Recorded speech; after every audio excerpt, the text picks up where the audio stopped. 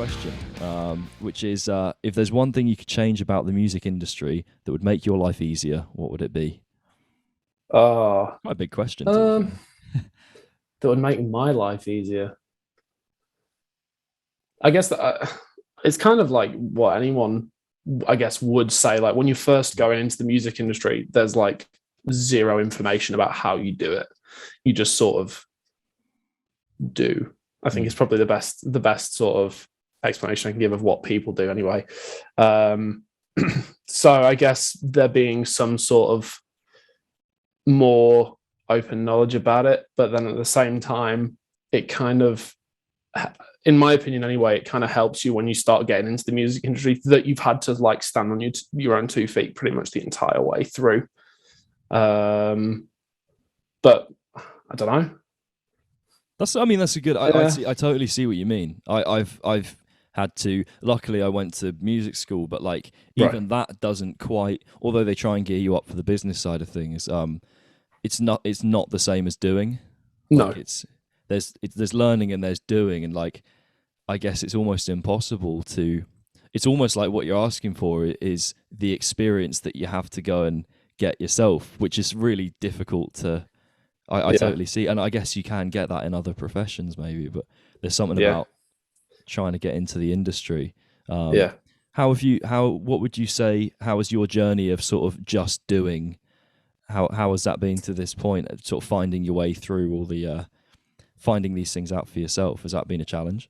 I mean, like, you know, without any form of knowledge when you start going, it is a challenge, you know, and you like you say, you just learn as you do, and it just gets easier the longer you go on, because you just obtain more and more knowledge about what's going on. So I go straight out and one if for the other one if for me. Yeah, some most things do for me, but I guess it's just kind of things you'll pick up over time. So when you start doing new things, like for example, when you start social media and stuff like that, you pick up little things about how this works and how that works, and you just sort of add it all to a bank of knowledge. And marketing, things like that, you put it all together and different platforms, and then what to do, right down to the point of what to do and not to do when you're playing shows and when you're on tour and stuff like that. And it's like all of it just sort of melds together and helps you become the person that you are and have the career that you have, you know. Yeah. So for like in terms of, I know a lot of where people might know you from is from your videos on Instagram, right? What do you have any plans to kind of take that stuff on the road anytime soon, or sort of start to explore touring options? Is that something? I don't want to spoil any. No. It's all right. Ask these things. It's all right. Always just say cannot confirm or something. I don't know. Yeah. Well, part of my answer is going to be that. So, you know, obviously I'm involved with a bunch of projects. So there's certain things that I can't talk about. Love those answers. But like my band THICC, we've only released a couple of singles because, I mean, Rennie the singer and I have been working together for a good number of years now, and we just keep getting to a point where we'll start writing or we'll start doing something, and then one of us or the other will have a bunch of work come in, or we'll have other commitments that we have to tend to. But we're trying to push that a bit more now, and keep going with that. So work on some more music and then get that sort of onto the live shows and stuff like that. That's sort of all I can talk about in terms of that question. I always know that question could be a really long answer, or it could be a like let's promptly move on answer. So I always know that's not, that question can go hit this far or like this far, you know. So it's I totally appreciate that. But you say kind of like work coming through and sort of getting in the way of that creative side of things. On another it's on the other side of the coin, or one of the many other sides of the music industry coin, how many sides it has. Don't know where I'm going with that. What I was going to say was, do you find social media, because obviously you've attained quite a good following on there, do you find do you see that as like a bit of a chore, having to do it to then for that as your like platform for getting yourself out there, or is it something that you've come to enjoy over your time on it? How do you kind of view the whole Instagram, and not just Instagram, but social media kind of process on this stuff? Yeah, so when it comes to social media, I don't do anything personal on it ever. I never really have done. I never, it's been purely for work, purely for music stuff, purely for business.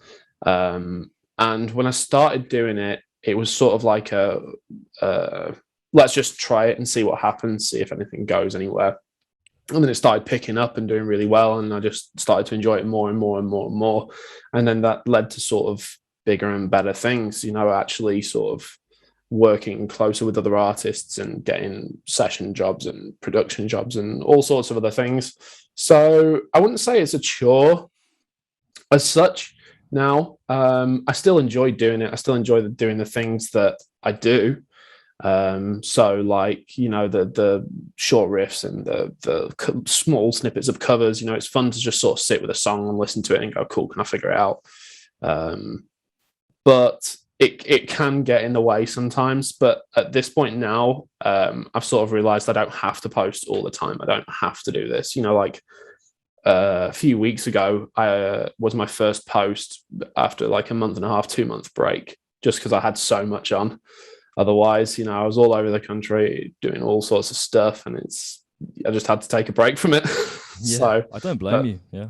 Yeah, you get back to it, and then the love comes back, and you're like, oh, okay, I remember why I do this. Like, okay, maybe I'll do some more of that. Yeah. I think it's I know it's a challenge to keep up with it, like, because so with the podcast, for example, I find, because I'm doing episodes weekly, and I'm probably going to move to doing 2 every week now. So I'm chatting to about 10 or 12 people in the next couple of weeks or so. Nice. So like, I want to be able to do 2 a week. Obviously, I know what's going to happen is I'll announce I'm doing 2 a week, and then suddenly I'll go, all the guests will run dry, and I'll go, oh no, back to 1. Yep. But the plan is doing that, but because of the nature of it, it's a sustainable form of content. Like, I don't have to just.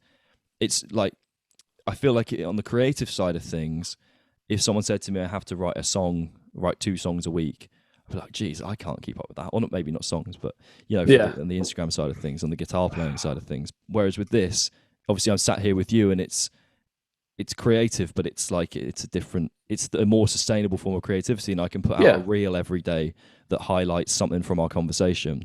Which is, so watch out for being tagged every day for a week or so in the near future. Sorry in advance. All good. I mean, it's like when you say stuff like that, like at the moment, I obviously do like the 1 a week now, like 1 reel. I don't really do photos. I don't really do anything else. But back in the day, I made like a commitment. I said, I'll do 1 post every day for a year and see what happens. And I got into this routine of doing 3 photos a week and 4 videos, 2 of which at a time were like, I was doing something like these tuning riffs. So I'd just let people suggest those tunings. I've not done one in ages, man. There's only so many tunings, like. Dude, I think I had about 1,000 different requests. There was just no chance I was getting through them. It was ridiculous. Microtones. Yeah. I'm sure there was a microtonal request at one point, but I was not doing that. But I was doing 2 of those, and then I was doing a cover, and then I was doing a random little other video, and that really gets on top of you. So yeah, I can imagine that's stressful. Well, I know it's stressful. I mean, like, I know it's stressful, not because I do it, because I don't. Because it sounds really, because I've tried to keep up with that stuff. I tried it for a short period of time, and I found it. I don't know about you, but one of my questions was, do you find that grind for the social media side of things, kind of, how does that affect your sort of creativity? Does it? Because I found at times I felt it could promote my creativity, because it forced me to just work, and sometimes you just got to force that moment for the creativity. Other times you need to sit and breathe for a second. I don't know how you feel about that, but. It does get a bit sort of like writer's blocky after a point, but that's kind of one of the reasons I did the tuning riffs, because I was sitting in a tuning that I'd been playing for so long, and just like, all right, I know I haven't obviously explored everything I can do with that tuning, but to me, when I was in it, I was like, I can't think of anything new. So you think, all right, like Mick Gordon said at a convention or a talk that he did, it basically said change the process, change the outcome. All right, change your tuning. I've heard that quote on this podcast. Have you? I'm sorry to tell you, but it's very relevant. It just highlights the importance of it. Yeah. Exactly. Well, that's exactly it. So yeah, if you're ever stuck with stuff, that's kind of what you got to do. Change your viewpoint, change your perspective, listen to something that's completely different to what you're doing, and just go from there. Yeah, I'll put you on the spot, but can you think of like a last time when you actively thought, I need to change this process to... Now you've said the quote, you gotta back it up. Yeah, there's been some times that, in fact, recently, like I'm writing some stuff at the moment, and I got kind of stuck with where I was at in the song and what I was doing. And it was like, all right, well, how do I change my standpoint from here then? So you just put on some music, or when I do it, I put on some music that's totally different to what I'm playing. I mean, not that I don't really listen to that much metal anymore. But I think, what did I put on? Did I put on some R&B or soul or something like that? You listen to that and just sort of noodle over it, and it brings out things that's totally different. And then you go, all right, I'm going to take that approach of what I was just playing and the way that my hands were working and try and incorporate into that. And you bring it back, you go, that's just pulled the plug. I can carry on now. Yeah, no, that totally makes sense. I think people, and I'm guilty of it, you get stuck in your processes because you think, I want to sound like me. And then sometimes to go and play some R&B or some soul, it's like, you think, oh, that's not me. I don't do that. Yeah. But it's like, you're always going to sound like you. That's the whole point.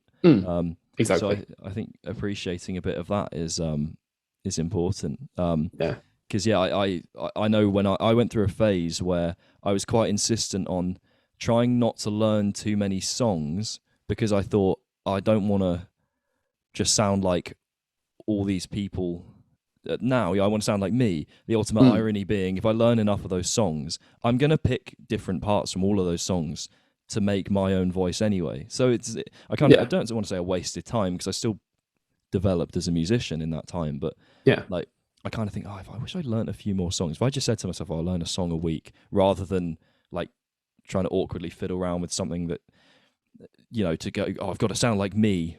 Yeah. Whereas if you learn a few songs, you could pick out if you learn 5 metal songs, all from different artists, you'll sound like a metal musician, but you'll pick out different bits from each song that someone else might not have done, even if you all both learned the same 5 songs, Yeah, exactly.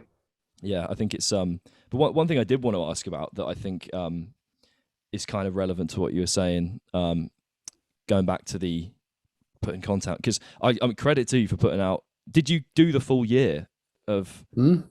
I think I did. Do you have the dates, the exact... fact check you. You know what? I think I did maybe... Was it March? It must have been like around March time in 2019. Yeah. Maybe. And then I think I stopped it in April 20. Nice. But I did it for a year and a month, and then I was like, no, I can't do this. Cannot do this. It's just worn me down. Yeah, I don't blame you. So what did you feel like you learned about the kind of sounded like a teacher, so what did you learn? Yes. What's our lesson from today? But like, because the thing that says a lot to me is that although you still carried on past the year, it obviously, if you get to the end of that and you think, that was difficult, like obviously that means there's a lot of pressure going on to make that happen in a year. What do you think you've taken away from that? Like, how would you now? Because obviously, like you said, you did the first post in about, was it a month and a half? You said something like that. Yeah. Is that, how do you kind of view the role that sort of social media plays now? Not as much as it used to. Like when I was starting off, I was kind of, I'd played in bands and I'd done all that type of stuff, but I'd never really done the social media side of stuff before it. So when I left that band, it was kind of like a reinvent myself, so to speak.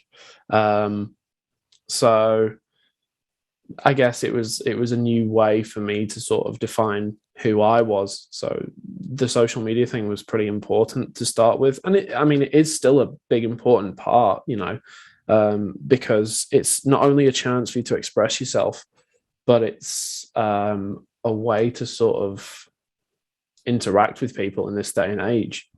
That's what people use all the time. It's kind of the way, isn't it, really? Exactly. What you're going to do, you're going to go tour 365 days a year and visit everywhere. Like, yeah, hello. Might need like a salad bowl on the other end to reach everyone, but yeah, no, it's still important, but it's not when it's the only thing you're doing. It's obviously that's it. It's the most important thing. So you have the time to dedicate to do all these different bits, but then when that leads to other things and other opportunities come knocking, it's not still at the top of the list. There's other things going on, so you've got to juggle them or balance them in some way. So yeah, a great example of that is if you look at like Rabea. He's gone from Anderton's YouTube videos however long ago to headlining or playing with Stormzy, the headline. I don't know if you saw that come out. It's like it's all right, It's all right. Yeah, it's all right, man. It's all right. It's fine, whatever. Yeah, it's hell of an opportunity. Hell of an opportunity. Yeah, and it's like, would he have that had he not put the work in on the social stuff, or not just socials, but like I'm sounding like a social media curator now, but yeah, I think one thing that I find difficult is that element of perfection that you get from the content as well. It's not just the every day or a few times a week. It's like high quality. It's not just about putting out like, it's almost like movie versus Netflix series. It's like a high quality. If you put out a movie every few years, you've got time to get that together. Whereas I feel like if it's the same as writing a song, versus writing a 30-second soundbite, it's really difficult to be so consistently perfect. Do you feel? Have you struggled with that to maintain that kind of high level of kind of not just high level of output, but high level of output? It obviously consumes more time. It's all to do with your personal what you think your quality standard is. So some people, this is going to come out wrong, but some people it doesn't matter. Like just a thing sound clip you and I'll misquote you and try and get some clicks. Yeah, nice. So some people have a standard of quality which to them is just, I'm just noodling around and that's what I want. That's what I want to be out there. I just want to put it out there. And some people will go the complete other end of this spectrum and say, if it's anything sub perfect, it doesn't go out because it doesn't represent me. Because at the end of the day, you are your own brand when you're doing that type of thing. So it's what level you represent that brand at. So for me now, I've kind of like anything sub perfect for me, or what I'd define as perfect anyway, is, well, because then it'll never be perfect. That's a whole different story. Yeah. Whole other rabbit hole. Exactly. Anything sub the best that I can do isn't good enough. So like if I'm exporting one of the mixes for an Instagram post and I hear like a little notch in the mid-range or something like that, it's no, back to it, do it right, export it, check it again. It's got to be right. It's got to be what I'm okay with other people seeing. Yeah. Would you call yourself a perfectionist, or is that there's a very definite no. For the listeners, that was a very definite no. Yeah, I'll sit there until I'm happy with it. Yeah. And well, happy to a point, because like we said, or like I said before, it's nothing will ever be perfect, in my opinion. You can sit there mixing for weeks on end and you'll never reach perfection. It's just a point of where do you draw that line, so yeah. Yeah, I don't blame you. It's I always think it's hard finding that middle ground, because like you said, there's that technically you could bump that frequency that tiny bit less or more and it would just be that bit better. Yeah. But where do you draw the line on that? I think that's something that is difficult to find out, especially when we have especially for the more amateur, like my production is like I can kind of balance stuff. I can get it sounding like a song in terms of nothing's too loud. I can do a bit of EQing just to make sure there's no nasty sounds in there, and like your basic shelves either side kind of thing. Yeah. Beyond that, I don't do a lot. So like I guess a couple of questions is for someone like me where I'm more doing it as correction, right? Just to make sure that everything sounds like good and presentable. Yeah. What do you think would be some like ideas for where should I look to kind of improve? I guess we're getting more technical with the questions now. What would be like a basic step that maybe most people don't take that you think they could in terms of production, where someone like me, you could give me that advice on my production and I could implement that straight away, maybe with a little bit of learning, but pretty quickly. Is there anything people are missing? So the one thing that I think is so important to start in a mix anyway is getting that first balance right. You know, gain stage in your mix. If you get everything into a session, you just go, oh, okay, well, the guitars are too loud, so I'm just going to EQ them and I'll pull them down and I'll do this and then I'll wait on that bass. Blah, blah, blah. That for me is like you're starting.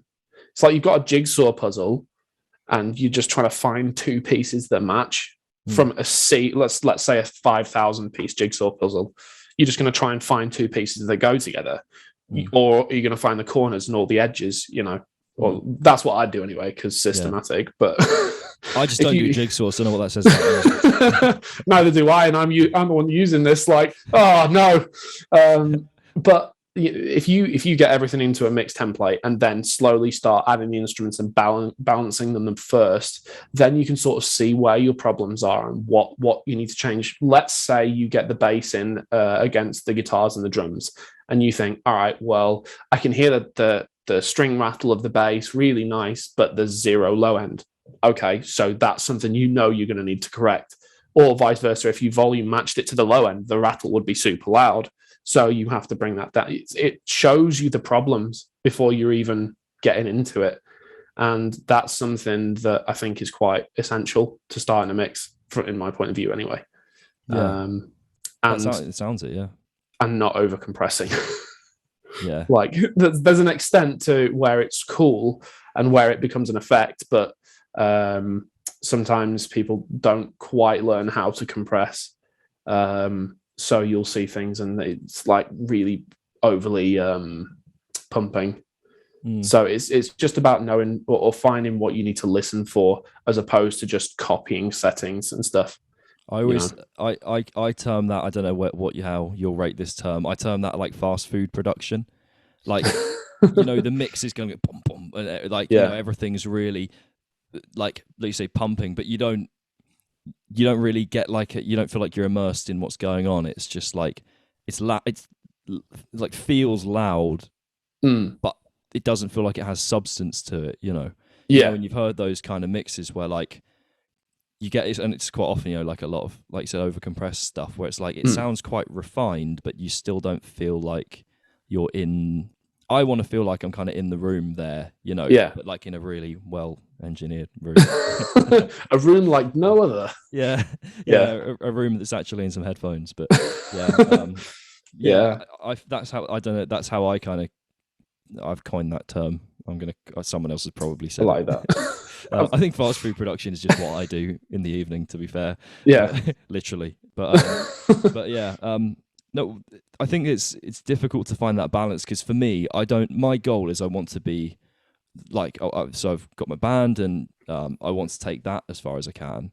And obviously I don't want to it's handy to have information like that. Like, okay, think about your gain staging. Because for me, the production is like, I'm not creative with it. It's just like the tool to to put forward my ideas. And then I'll go to a producer to do the mixing and he's creative with it as well. Like he will like things like little reverb tails and little like creative ideas where like one of our songs, Katie the singer, her vocal, there's I don't know what you call it, but when the reverb comes in before she says the word, like a reverse. So the little things like that where we didn't think to do it, but it sounds really huge in that little section of the song. It's like I like that level of creativity, but I won't do it myself. Right. Okay. So it's nice to have those tips where like, okay, this is what you do need to do, and this is how just to get, because like I said, for me, it's more a vehicle than a creative tool. Yeah. Do you find that you get creative with it, or are you more interested in just getting the best sound, or is it kind of a bit of both? No, when I'm writing, I mean, when I write, I do it to a point that it just doesn't sound great at all. Like I'll have a mix template on, but it's one that's not really going to affect my CPU too much. Yeah. So I will just EQ maybe the drums to a certain extent, no compression or anything else. Put a bit of EQ on guitars and bass, and then just some volume boost on the master. And then from that, the quality that I record for a demo is just not good. But then that helps me know that when I listen to the actual song back, it's going to be like, okay, this is definitely an improvement. Because if you listen to a pre-pro song for too long, and then you get it recorded, and then you get it mixed, and you do all this, when you listen to the final product, you might be like, oh, well, I preferred the original. And that might just be because it's what you've heard for however long. Pre-pro-itis, it's like, it is a thing. Yeah. I've not heard the term, but I do know what you mean. Yeah. What I was going to ask was, do you, obviously, as someone who produces themselves, produces their own music, have you ever considered to get that other ear and go find another producer whose work you value and who you think is like a top producer? Have you ever thought, because obviously you can get in your own head about these things, you can maybe not hear things because you're so used to the song and you've written it and you're used to your own production style. Do you ever consider, or are you considering at the moment working with other producers to avoid that kind of echo chamber that you might end up landing in? Yeah, for that is something I want to get into down the road. Like as much as I enjoy being a part of the whole process, it does, like you say, you're not fully open to all of it because you've done all of it. So like with the last song from my band THICC, I wrote it 3 and a bit years ago, maybe. And then one day I just listened to it and I was like, I'm not happy with this. So I rewrote a bunch of it and did all this and did all that.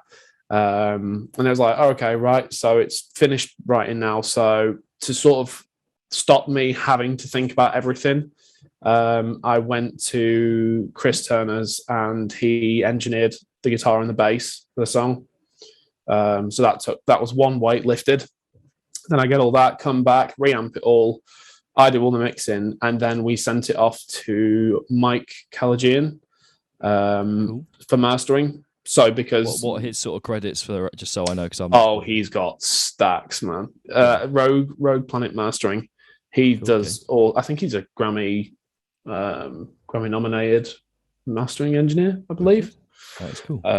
So you send it to him, and just it's like, if you hear anything that's bad, please do tell us and we'll correct it before you master it. Yeah. And when you do the mixes anyway, you send it around to all types of people to get their opinion on it. And purely listening to mixed comments and stuff like that. But yeah, hopefully one day down the line, I won't have to mix my own stuff. Yeah. Well, so like you take, do you listen to like Fit for an Autopsy?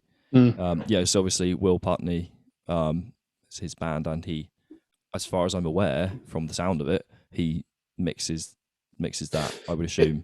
They sound like Putney mixes, yeah. Yeah. So I wonder if he kind of, that's the sort of question. Does he take that approach as well? Because obviously there are quite a lot of nowadays. Funnily enough, I said I spoke to James Monteith earlier. I believe the other guitarist in Tesseract, I think he mixes their stuff, right? Yeah, cool. Yeah, that's it. Yeah. So you got to wonder, like, I would always just be wondering, what am I missing out on? It's like I can set guitars up, but I take them to a guitar tech because, like, I can sort of do it myself. Oh no, this is different because I'm not actually a guitar tech, so to be fair, this could be a bit insulting to your production. So no. Maybe we won't make that comparison. It's fine, go for it. Yeah, but I don't. I don't get my guitar. I don't set my own guitars up because I'm always going to just want to double check that, like get a second opinion on it basically, and be like, is Yeah. this the best it could be? Yeah. Because I'm always going to have that doubt of like, oh, is that string a bit too low? Is it buzzing too much? Or like, you know, so yeah, I always kind of feel like second opinions are, as much as the internet gives you thousandth opinions in the comments. Well, it's different, isn't it? Like when you do it for a client, it's like you do it and they'll, you know, inspect it, whatever, whether it's a setup, whether it's a mix, whatever, they'll inspect it and they'll go, okay, well, it's either perfect or this needs changing, this needs, all right, cool, back in and go. But when you're the one thinking what needs changing, you're choosing and doing, and all of it together is just like massive overload at times. Yeah. So is production is that what you're doing full time, outside of, I say outside of Instagram as if Instagram's a full time job, you know what I mean? Like, is that what you're doing beyond that? I do all sorts of stuff, man. Yeah. I do content for people. Cool. I do all the production stuff, like we say, so mixing, mastering, reamping, all that spiel. Yeah. I do writing. You know, I've just done some ghost writing jobs. Nice. My own stuff. You know, the THICC stuff, the Chris Turner stuff, all sorts. It's funny because I don't know if you remember. I think we met very briefly. I don't know if you remember this at the guitar show about 3 years ago. Not this most recent one. Was that in 20? Was that just before lockdown? Yes. Yeah. Yeah. Very briefly. And I remember you talking about. I can't remember if you said that either you were just on the way to doing it, sort of full time, or if you already had done. I couldn't remember, but no, I would have been on the way to at that point. Yeah. So it's cool that you can kind of, especially after a whole lockdown, you know, be in that place. But yeah, it's going back. What I did want to go back to is you talking about sort of playing live. I know, obviously you can't kind of reveal too much about like what, you know, what plans might be. But are you sort of nervous to get back into that, or is it something that comes naturally to you? No, I mean, I've been playing live since I want to say 10, but it might be 11. Yeah. So I've been doing this 14, 15 years. You know, I mean, I've had a huge gap. Like the last live show I played was at the end of 2018. So it's going to be a good 4 and a bit years. Wait, no, 4 years. Yeah. We call it 3 because that middle one doesn't exist. So yeah, fair. Middle 1.5, call it 2.5 years.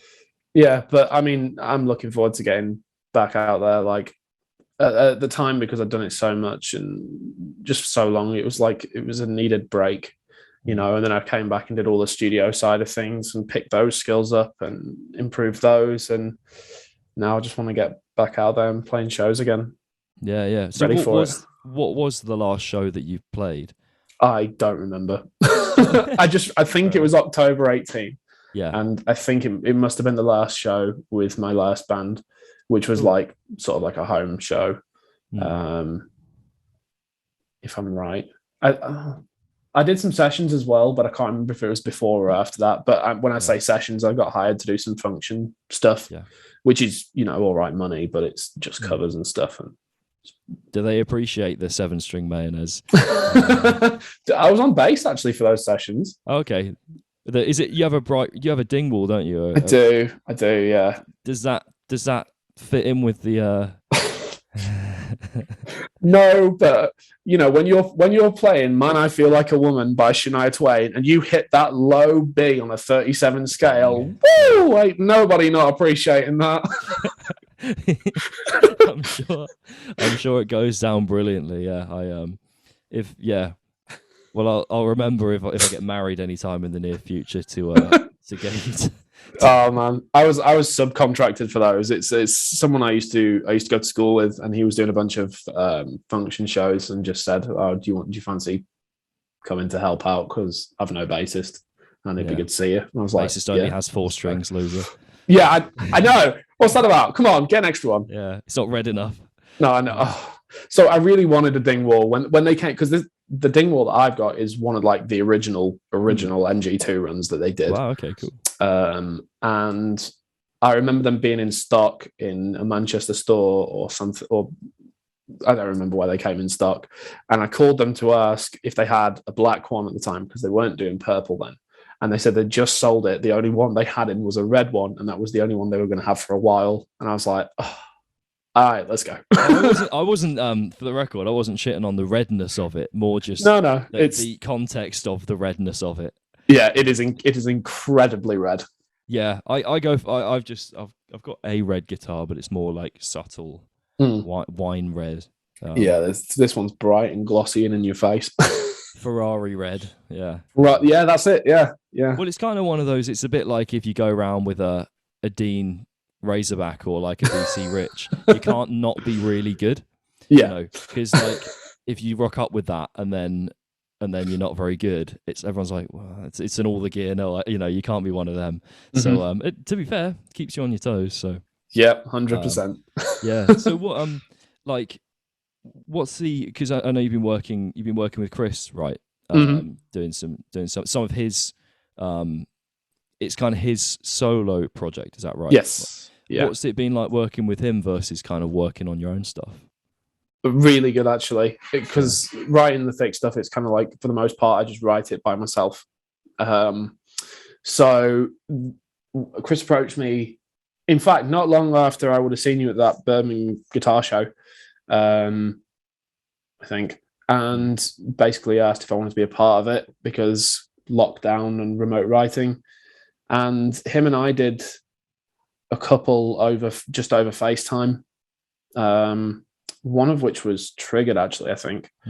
And then Jibs, one of the guitarists from Oceans, was involved with it as well, and we ended up just writing the whole album, and the three of us just sort of powering through and going for it and writing the music that we all love. But because each of us have got different sort of styles, the three views on what should go next in the song, or what should do this or what should do that, is quite intense at times, but in a good way.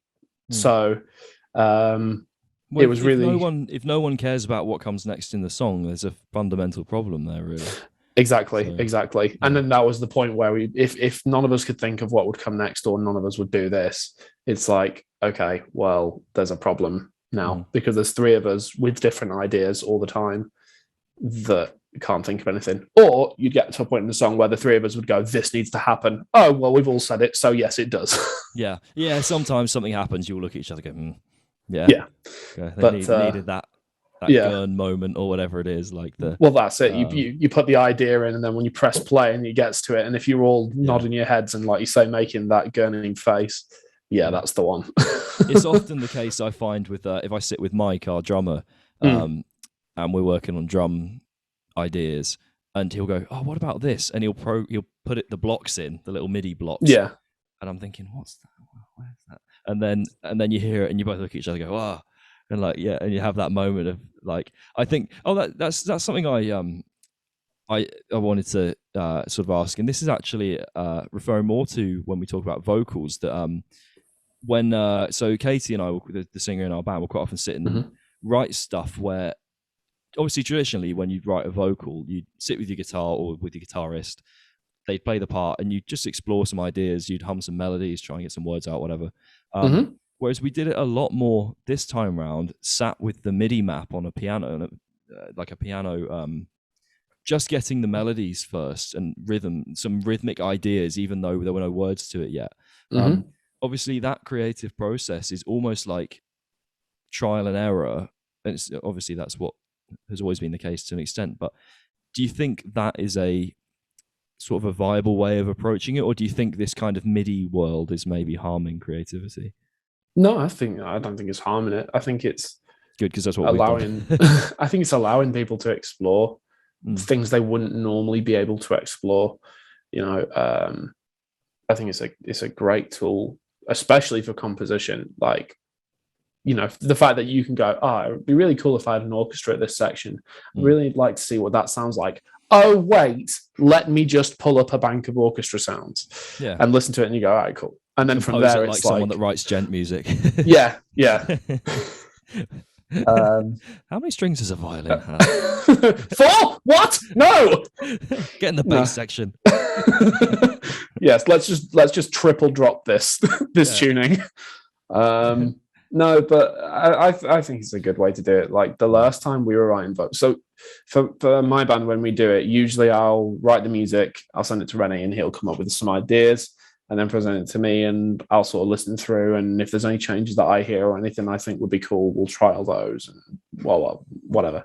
The last single was done the other way around because he actually had this vocal and sent it to me, and I wrote the entire song around that.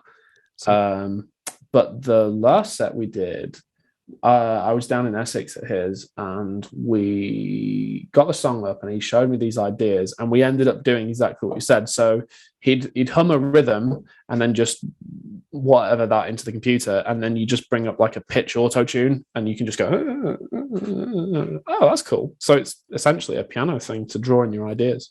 That's cool, because we hadn't actually thought of the idea of, so we were doing it on the piano roll with like a piano sound, and the reason, so because I trust that process. I find it quite good, because if it sounds good on a piano going ding ding dong dong dong, and then it's going to sound a million times better with anyone with a decent voice singing it. So if you can get a good melody and a kind of cool rhythmic idea behind a riff or a chord progression that's just making lots of bing bong noises on the piano, chances are if someone sings it, and the moment Katie sent a few videos, she just put some lyrics together to do with Indian takeaway foods, which is quite funny, just like because she just couldn't think of, obviously she didn't have lyrics straight away, so just like saying about naan bread and stuff. But it sounded really good, like the energy was there straight away, and that's because we figured out the kind of melodies on that.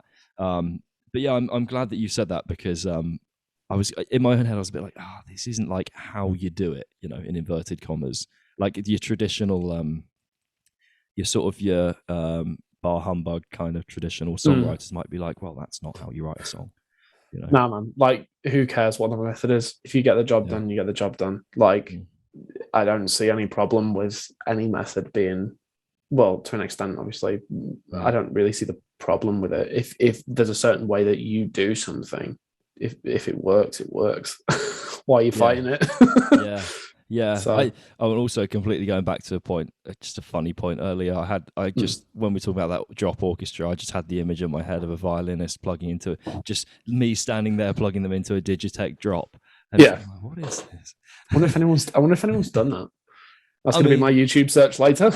Yeah, forget tuning riffs, just drop instruments into Digitech drop pedals. That'd be cool. Comes out the other end.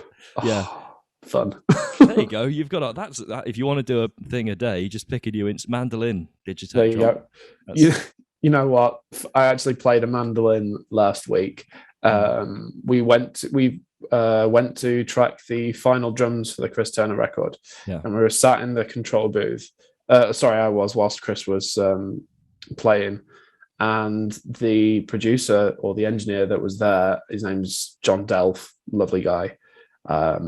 Pulled this mandolin out of a cupboard, and he was just like, there you go, have a look at this. So I ended up trying to play the new Chris Turner songs on a mandolin. That was an experience in itself. I'm sure it was, but particularly for everyone around you, I'm sure that was lovely. Yeah. Well, when Chris did his take and he came back in, I was like, I've got something to show you. He was like, what? Mandolin? We were just there going. My favourite thing to say to any drummer after they've done their take is, great, we'll get it on the MIDI map now you've done that. Now you've outlined it for us, let's get that on a MIDI map. Sort those hits out.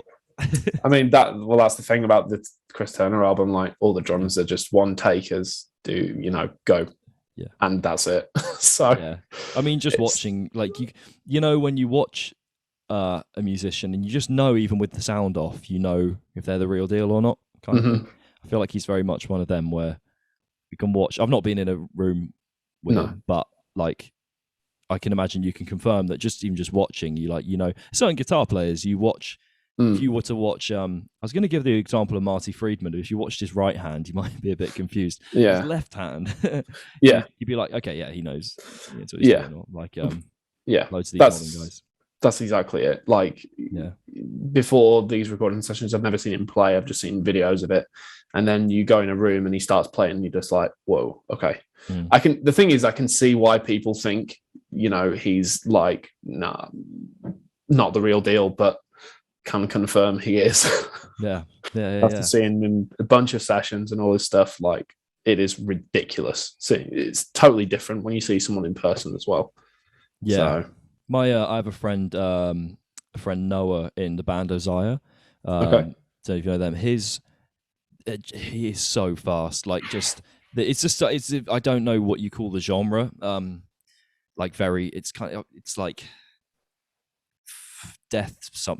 Probably death in the genre somewhere. Yeah. It's not. Yeah. It's like. Very heavy. Lots of low tunes. Very fast drumming. Like I don't know. Is it deathcore? Maybe. Anyway, phenomenal. Shout out to him because I've not seen anyone play live as quick as that. Really at all. Even some I've seen some quite fast drummers, and he like I just don't know how her feet just like I'm sure Chris' feet are pretty quick. I'd be interested to see whose feet are technically quicker. Wait until you see the new stuff. Cool. Okay. Cool. I suppose seeing it is another thing, isn't it? Like I was saying.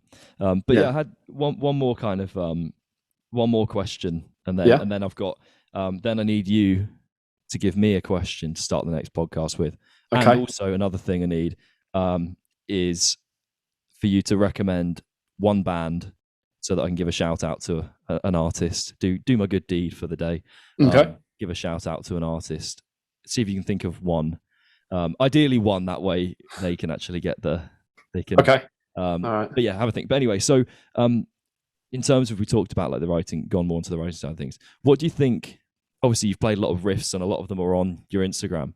What do you think kind of separates a good riff from an okay one? Like a really good riff from just an okay one? Strings. Yes, if it's got 6 or fewer, I'm not interested. No, I think for me it tends to be if it's got either groove, something that's memorable, or something that's ridiculous. So it's kind of got to be a blend of the three. So for me, like, obviously groove is whether you nod your head in, I can't remember how I worded it, but if it's got something that's like really interesting, there you go, that's a better word, interesting. It's got something that grabs your attention, you're like, oh, it's cool.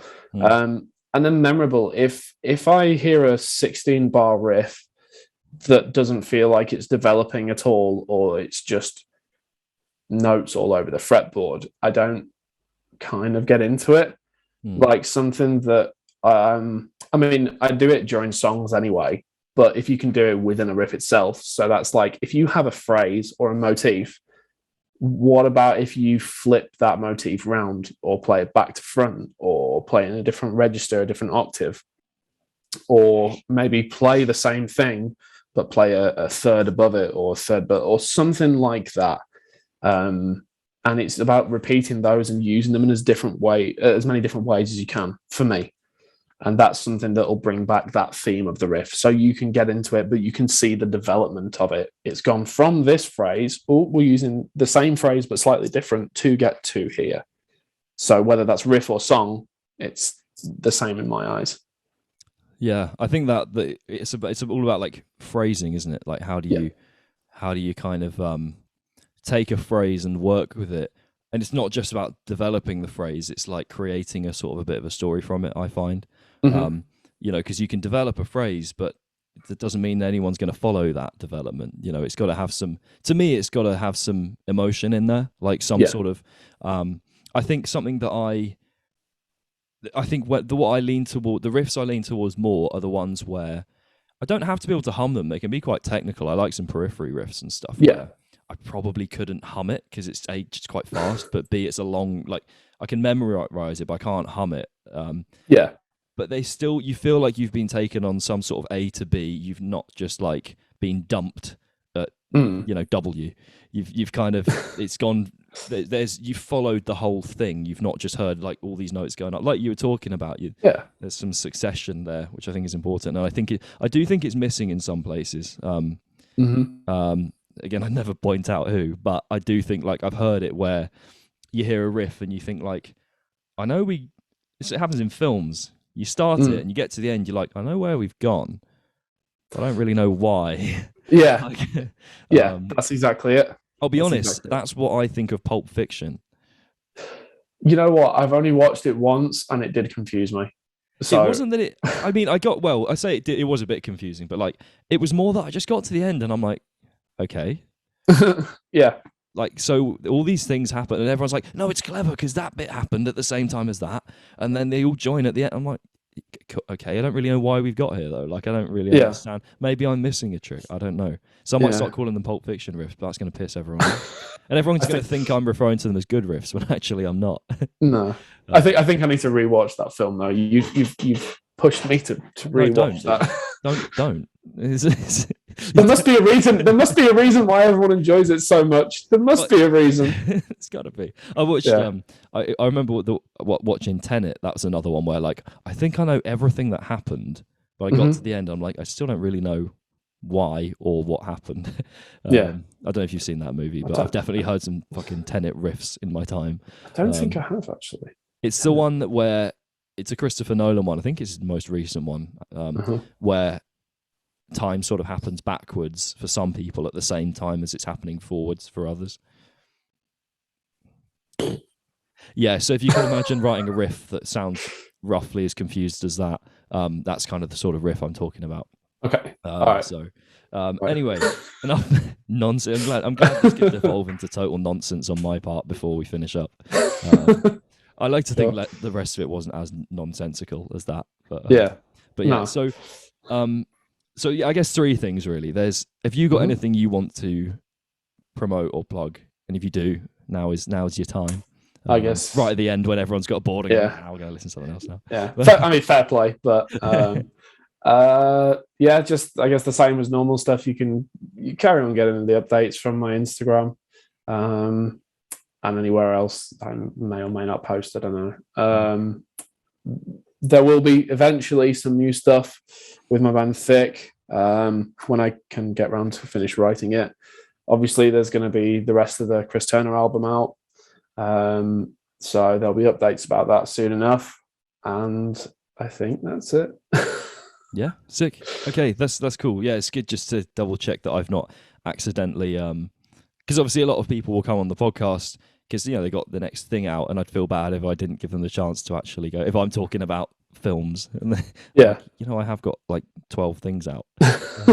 So what would be your question, or even just an opening thought for the next person? I'm not going to tell you who it is, just so that it doesn't influence maybe what. Okay. And it doesn't have to be. It can be profound. It can be funny. It can be technical. It can be whatever you want. There's no rules. Okay. All right. Popcorn, sweet or salted, or the sweet and salted, but that's kind of a bit indecisive. I'm going to give you my answer. Sweet and salted is the best together. No, sweet all the way. Sweet all the way. But at least it wasn't a salted one, because what's that about? Salted is that is criminal. It just feels like sort of eating tarmac at that point to me. Like there's something so. Yeah, no, don't go that. Okay, cool. Sweet, popcorn, sweet or salted. Right, I remember. Yeah. Cool. Okay, so and I'll try and steer that somewhere profound. I'll be like, so speaking of, Speaking of popcorn, the life, the universe, and everything. So, also, if you can think of it doesn't have to be an underground artist. Maybe just an artist that you think needs some credit for whatever reason. Then it would be cool. This is, I guess, an opportunity to give them a chance to be heard by someone. You know what? I've been listening to a lot of, like I said earlier, I don't really listen to that much metal anymore. Yeah, so I've been listening to a bunch of Bonobo recently, and I really like his stuff. And then there's another artist called Epona, Epona. And their stuff is so chill, it's unbelievable. So I'll say Epona. Cool, nice one. So okay, cool. Because I try and keep it to one, just because like I think it would be if you can send all. Oh, maybe it's a bit harsh. I don't know. Maybe I shouldn't do that. This is new. This is a new concept as of today. So this is all. It's all up for grabs. Cool. Yeah. Okay. Well, thank you for thank you for hopping on. I appreciate course. it, and I hope people feel they've gained something. Maybe not from me, but definitely from you. So there's Well, I guess only time will tell. exactly. Yeah, man. Wicked. Thank you for that, man. My pleasure. I'll make sure to keep up, and I'm sure I think you were at the guitar show the day after. I went there on Saturday. Oh, did you? Yeah, I was there on Sunday. Ah, shame. Oh well. Cool. Well, I'm sure I'll catch you at the guitar show in about 3 years' time or something. Then. Yeah, I'll probably be back there at some point. But thanks for having me, man. Thank you very much. My pleasure. Take care of yourself, dude.